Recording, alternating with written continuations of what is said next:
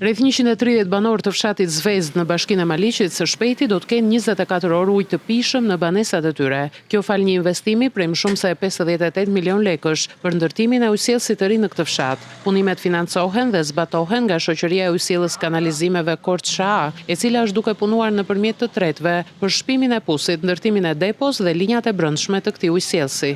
Po thuaj se jemi në fazën përfundimtare, kemi rreth 3 kilometra tub për të shtirë akoma.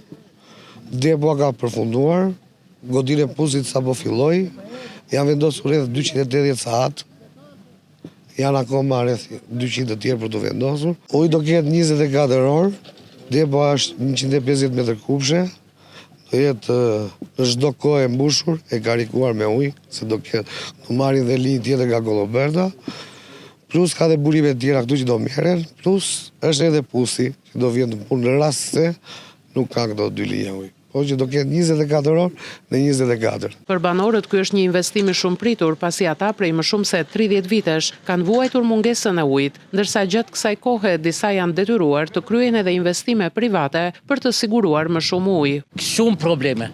Këtë ujë e prismim ne me shumë vjet përpara, mirë po nuk kish mundësi. Tash u dha rasti edhe në suall për mrekulli. 24 orë ujë do kemi.